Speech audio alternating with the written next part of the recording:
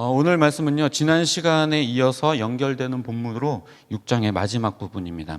그래서 오늘 본문의 25절에 보면요, 처음 시작은 그러므로라고 시작을 하고 있죠. 지난 시간에 보았던 본문과 연결되고 있다는 것을 뜻하는 걸 겁니다. 지난 시간에 하나님과 재물 이 둘 사이에서 방황하지 말고 하나님만 바르게 섬겨라 라고 하는 이야기를 했어요.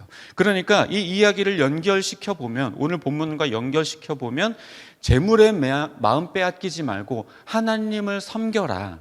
너가 하나님을 택하게 된다면, 그렇다면 더 이상 걱정하지 말아라, 이런 이야기를 하는 거겠죠.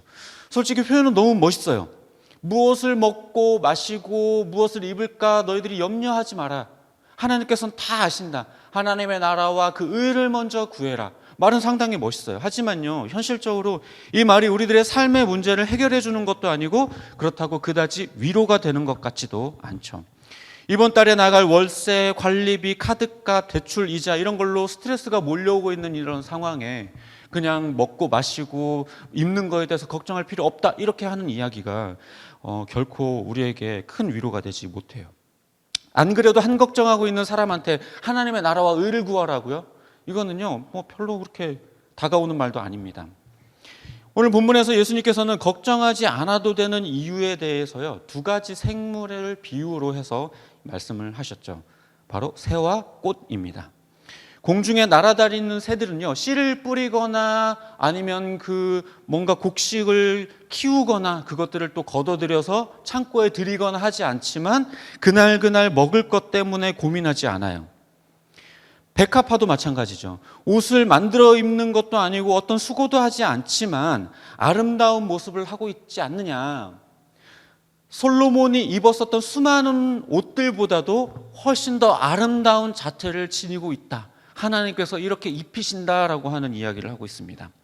그런데 솔직히 인간이라고 하는 존재는요, 새라든지 꽃 이런 존재하고는 좀 많이 차원이 다르잖아요. 게다가 인간들이 타락했을 때 하나님께서 뭐라고 이야기를 하셨냐면, 이 땅이 저주를 받았기 때문에 너희가 밭을 갈지 않고서는 먹을 것을 얻지 못할 것이다 라고 이야기를 했어요. 무슨 말이냐면, 일을 해야지만 먹을 것을 내가 얻을 수 있고, 일을 해야지만 내게 소유가 발생할 수 있다는 거예요. 하나님께서 그렇게 일하게 만들어 놓고서는 지금 와서는 아무것도 안 해도 먹여주고 입혀준다라고 이야기를 하고 있으니 이게 무슨 말인가요? 이 말은요, 사실 진짜로 아무것도 안 해도 먹여주고 입혀주겠다고 하시는 말씀은 아닙니다. 말씀하고자 하시는 의도는요, 적어도 그 생물들은 무언가를 쌓아둘 먹이, 그리고 갈아입을 옷 때문에 고민하고 걱정하지 않는다라는 얘기를 하는 거예요. 새라든지 꽃은요, 내일의 먹이를 위해서 걱정하거나 아니면 갈아입을 옷을 걱정하지 않아요. 그저 주어진 것에 만족할 뿐 더 많은 소유를 얻기 위해서 애쓰지 않습니다. 하지만 인간들은 더 쌓고 더 소유하기 위해서 걱정하면서 살아요. 당장 옷을 입을 옷이 없어서 걱정하는 것도 아니고요, 먹을 것이 없어서 걱정하는 것도 아니에요. 더 많은 부를 누리지 못해서, 더 많이 먹지 못해서, 더 많은 옷을 쌓지 못해서, 더 많은 것들을 소유하지 못해서 그것 때문에 스트레스를 받는 거지, 없어서 걱정하는 건 아닙니다. 새는요, 먹이를 어떻게 하면 쌓아두지, 내일은 뭐 먹지, 1년 동안 뭐 해먹고 살지, 이런 것들을 고민하지 않죠. 꽃도 마찬가지예요. 어떻게 해야 내가 더 이쁜 색을 낼 수 있을까, 이런 것들을 고민하지 않아요. 내일은 빨간색 옷을 입어야 될 텐데, 이런 고민을 하지 않아요. 매일매일 다른 색과 화려함을 갖추기 위해서 애쓰지도 않습니다. 인간들만 뭔가를 더 갖기 위해서, 뭔가를 더 쌓아두지 못해서 걱정하는 거죠. 다시 말해서 새와 꽃을 두고 하신 이 이야기는요, 그날 주어진 것들에 만족하고 걱정하지 말라고 하는 이야기를 하고 있다라는 거예요. 여기서 잠깐 다른 이야기이기는 한데요, 오늘 본문을 읽으면서 이 본문을 아시는 분들이라면 뭔가 조금 이상한 느낌을 받은 구절이 있을 거예요. 이건 그다지 본문을 해석하는데 큰 영향을 주는 건 아니지만 궁금증이 생길 수 있기 때문에 잠깐 언급하겠습니다. 그게 뭐냐면요, 바로 27절이에요. 27절에 보면요, 누가 걱정을 해서 수명을 한순간이라도 늘릴 수 있느냐라고 나오죠. 우리가 알고 있는 건 원래 뭐예요? 우리가 원래 알고 있는 본문에는 개정판에는 보면 누가 걱정을 해서 키를 한 자나 더 크게 할 수 있겠느냐라고 적혀 있어요. 개역 개정판은 이렇게 말하는데 왜 세번역은 이렇게 말하지? 고민할 수 있겠는데요. 사실 원어로 볼 때는요, 이 두 개가 다 해석이 가능해요. 이 둘 다 가능해요. 하지만 본문의 흐름을 살펴볼 때는요, 26절에서 뭐를 이야기하고 있냐면 새들이 먹고 사는 문제 때문에 걱정하지 않는다, 이런 이야기를 하고 있죠. 먹고 사는 문제와 어떤 게 더 잘 연결이 될까요? 키하고 연결이 될까요? 수명하고 연결이 될까요? 네. 이거는 그래서 27절은 키에 대한 이야기라기보다는 수명에 대한 이야기로 보는 것이 훨씬 더 타당합니다. 그리고요, 다른 번역본들, 개역 개정판을 제외한 나머지 많은 공동 번역이라든지 쉬운 말 성경이라든지 이런 모든 성경들, 그리고 영어 버전에서도요, 대부분이 다 수명으로 해석을 하고 있습니다. 자, 그럼 이제 다시 돌아와서요, 이제 31절부터 또 이어서 보면 이제 먹고 사는 문제에 대해서, 마시고 입는 문제에 대해서 걱정하지 마라, 이런 것들은 이방인들이나 구하는 것이다, 하나님은 이미 다 아신다, 이런 이야기를 하고 계시죠.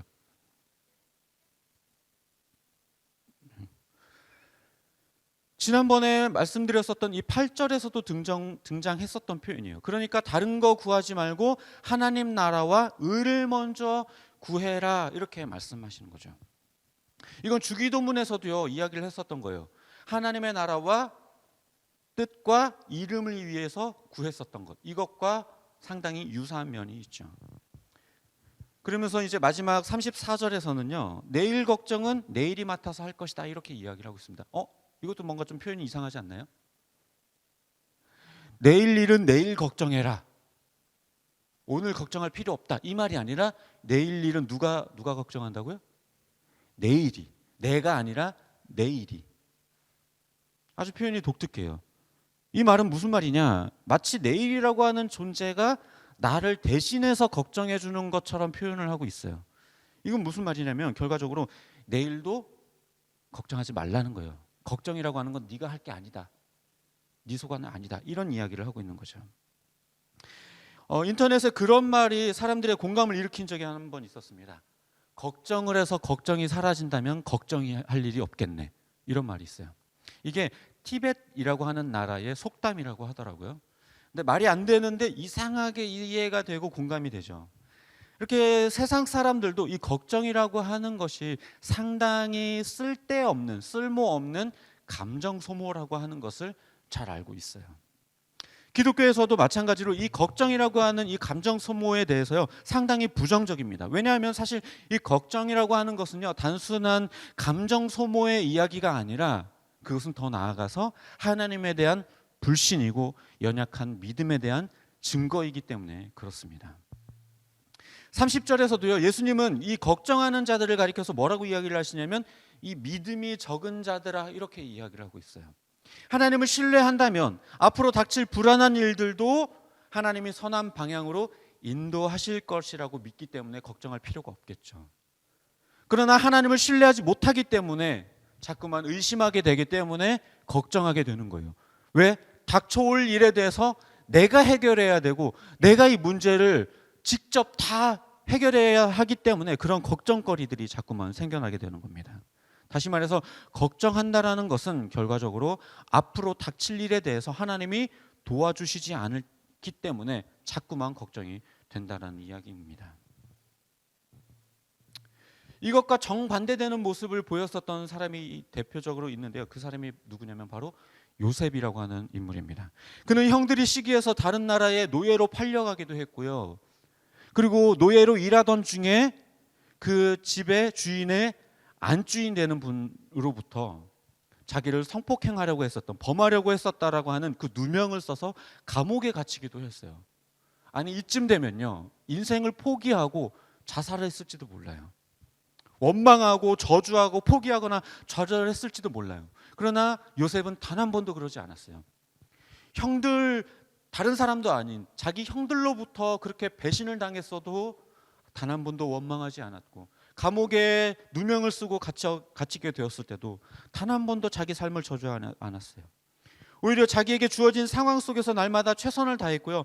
하나님의 그 완전한 인도하심을 믿고 신뢰하면서 그 상황들마다 항상 최선으로 살았어요. 요셉과 우리가 다른 점이 있다면요, 다른 게 아니라 바로 믿음이에요. 요셉이 그렇게까지 할 수 있었던 것은 하나님이 자기의 삶을 분명히 인도하고 계시다라는 것을 믿고 있었기 때문에 그래요. 그러면 우리가 왜 걱정하는가? 우리가 하나님에 대한 삶, 하나님이 우리를 인도하실 거라고 하는 그 믿음이 연약하기 때문에 그런 겁니다. 예전에요, 어떤 분이 자동차 청소를 하다가, 예전에 알던 분이 자동차 청소를 하다가 한 봉투가 하나가 나왔어요. 그래서 쓰레기인 줄 알고 다 막 이렇게 구겨가지고 쓰레기통에서 버렸습니다. 그런데요, 나중에 알고 봤더니 그 봉투가 어떤 봉투였냐면 거기에 10만 원이 껴있는 봉투였던 거예요. 그래서 깜짝 놀래가지고 부랴부랴 막 쓰레기통을 막 뒤졌겠죠. 그런데요, 이미 쓰레기를 다 수거해 가버려서 없어졌어요. 그런데요, 신기한 건요, 이분이 그 10만 원을 잃어버렸는데도 불구하고 싱글벙글인 거예요. 제가 그래서 물어봤어요. 너무 저는 오히려 더 안타깝고 걱정돼가지고, 아니 지금 10만 원을 잃어버렸는데 왜 그렇게 막 기분 좋냐 물어봤더니 그분이 하는 말이 그래요. 아니 뭐 내가 기분 뭐 나빠가지고 걱정하고 막 어떡하지 하고 울고 걱정한다고 해서 그 10만 원이 다시 돌아오는 것도 아닌데 내가 굳이 그 감정 소모를 해가면서 걱정해봐야 나만 스트레스 받지 뭘 그럴 필요가 있냐, 그냥 원래 없던 돈이라고 생각해야지 뭐 어쩌겠냐, 이렇게 얘기를 하더라고요. 근데 그때 제가 뒤통수를 딱 맞는 것 같은 느낌이었어요. 아 그래 맞아, 내가 걱정한다고 해서 바뀔 수 있는 과거도 아닌데 뭐하러 그렇게 싸매면서 걱정을 했지? 사실 생각해보면요, 이 걱정이라고 하는 것은요 현실이 아니라 멘탈이에요. 이게 무슨 말이냐면요, 잘 생각해보면 사실 지나간 일은요 이미 지나간 일이기 때문에 걱정한다고 해서 바뀌지 않아요, 결과가. 그렇죠? 내가 걱정을 한다고 과거가 바뀌나요? 안 바뀌어요. 그러면요, 또 앞으로 일어나지 않은 일에 대해서 걱정하는 건요, 내가 막 걱정하고 막 이렇게 싸매가면서 막 걱정하고 있으면 그 일이 안 닥칠까요? 네? 바뀔까요? 아니요. 그리고 게다가 그건 아직 오지 않은 일이기 때문에 걱정할 필요가 없어요. 그러면 지금 현재에 벌어지는 일은요, 그것도요 결과적으로는요 사실 이미 벌어진 일이기 때문에 걱정한다고 바뀌지가 않아요. 다시 말해서 과거의 일도 현재의 일도 미래의 일도 우리가 걱정한다고 해서 바꿀 수 있는 건 하나도 없어요. 생각하기 나름이에요. 별거 아닌 것 같은데 생각만 조금 바꾸면요 삶의 질이 완전히 바뀌어버려요. 벌어진 일 때문에 속상해하고 다가올 일 때문에 걱정해봐야 감정만 소모되고 나만 속상하고 나만 스트레스 받고 힘들지, 뭐 정작 그렇게 되다 보면요 정작 지금 해야 할 일들을 놓칠 때가 많아요. 그렇게 되면 할 일을 또 지금 못해서 또 후회하게 되고 또 걱정하게 되고 그것이 계속해서 반복될 거예요. 후회와 걱정만 하면서 인생을 낭비하는 것보다 벌어진 건 벌어진 거고 아직 오지 않은 일은 아직 오지 않은 거니까 좀 마음 내려놓고 생각만 조금 바꾸면 지금 주어진 일들에 감사할 수 있고, 그럼에도 불구하고 멀쩡히 살아 숨쉬고 있음에, 그리고 그럼에도 불구하고 지금 내가 누리고 있는 것들이 있음에 감사할 수 있게 될 거예요. 걱정해서 과거와 현재와 미래를 바꿀 수 있다면 막 싸질머지더라도 걱정해야겠죠. 하지만 걱정해서 그게 해결이 되는 게 아닙니다. 하지만요, 그리고 또 이 걱정을 하지 않는 것에서만 끝난다면요 그건 세상과 다를 바가 없어요. 그냥 걱정하지 않는 정도, 그냥 긍정적인 사고방식을 가지고 이 정도에서 머무른다면요 세상 사람들과 별반 다를 게 없습니다. 우리에게는요 하나가 더 있어요. 그건 바로 뭐냐면요 하나님의 나라와 의를 구하는 거예요. 하나님의 나라와 하나님의 의를 구할 때 비로소 우리는 우리의 삶의 이유를 제대로 살아가게 되는 거예요. 새는 공중을 날고 꽃은 아름답게 피워내는 것처럼 인간은 하나님의 나라와 의를 구하는 것, 그것이, 그리고 이 땅에 그것을 재현해내는 것이 하나님이 우리를 이 땅에 보내신 목적이에요. 하나님의 나라를 이 땅 가운데 조금이라도 비슷하게 만들어가고 하나님이 원하시는 그 의로움을 이 땅 가운데 실현해내는 것이 하나님이 우리를 이 땅에 보내신 이유인 것입니다. 더군다나 우리 하나님은요, 우리에게 필요한 것들을 모르는 분이 아니에요. 주기도문을 다룰 때도 말씀드렸던 것처럼 하나님은 우리의 필요를요 다 알아요. 먹고 사는 걸 구하는 기도는 그 주기도문을 다룰 때도 이야기했지만 이방인들이나 구하는 기도입니다. 그런데 본문에는요 단서가 하나 달리는데 뭐라고 이야기를 하냐면요, 하나님의 나라와 그 의를 구하되 어떻게? 먼저라고 하는 단어가 붙어 있어요. 그러면 하나님의 나라와 의를 먼저 구하고 그 다음에 우리가 원하는 걸 구하라는 말일까요? 당연히 아니니까 물어보겠죠? 진짜로 하나님의 나라와 의를 구하는 사람은요 이미 땅의 것을 구하는 수준을 벗어난 사람이기 때문에요 땅의 것을 구하지 않아요. 하나님의 나라와 하나님의 의를 구하는 삶은 결코 이 땅의 것을 구하지 않아요. 왜요?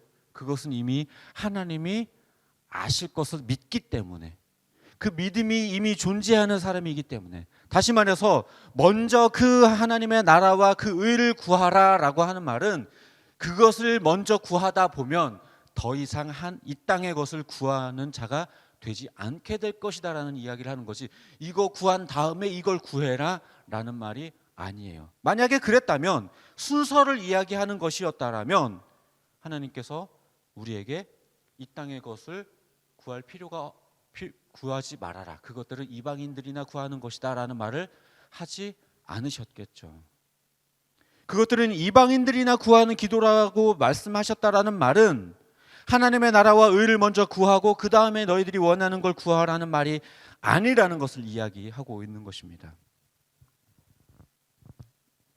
우리의 영원한 집은 여기가 아닌데, 잠깐 스쳐 지나듯 흘러가는 인생인데 여기서 뭐 얼마나 대단한 영광을 누리겠다고 그것들을 구하겠어요.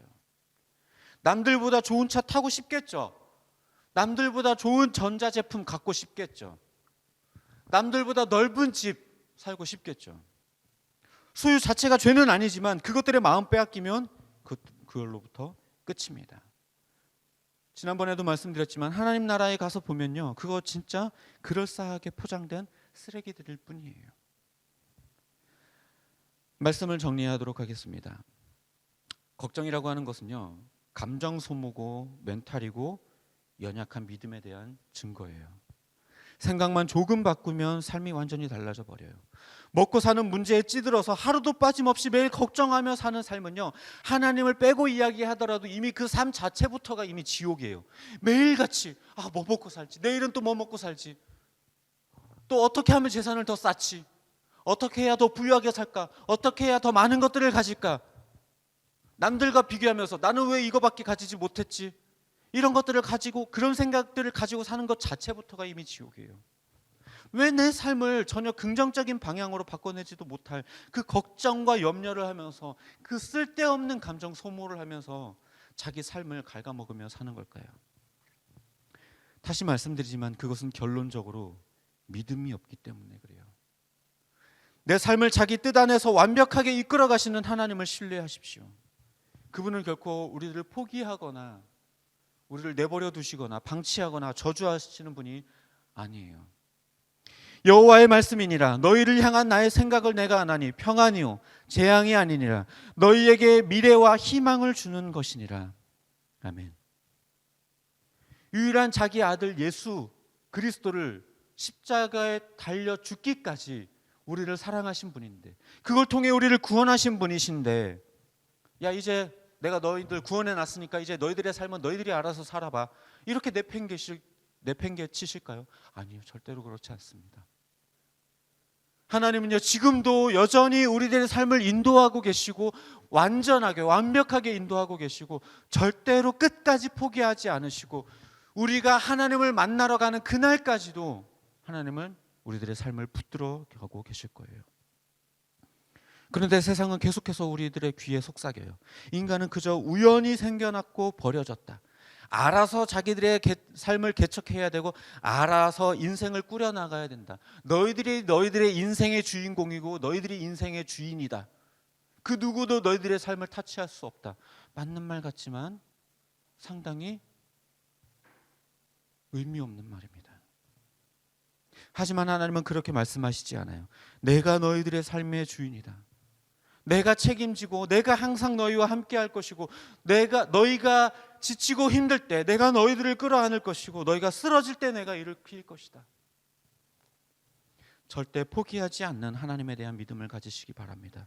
그렇게 된다면 하나님을 우리가 섬기고 하나님을 향한 믿음을 우리가 갖게 된다면 우리는 걱정하고 염려하고 내 삶에서 부족한 것들 때문에 스트레스 받을 필요가 없게 될 것이에요. 그렇게 된다면 오히려 걱정해야 할 그 순간에도 하나님을 신뢰하게 된다면 든든하게 되고 평안이 찾아오게 될 것입니다. 바라기는 그런 걱정 때문에 감정 소모하지 말고 세상에 흔들리는 믿음 되지 말고 어떤 순간에도 흔들리지 않는 믿음으로 기쁨과 평안을 회복하는 저와 여러분이 되시기를 주님의 이름으로 축복합니다.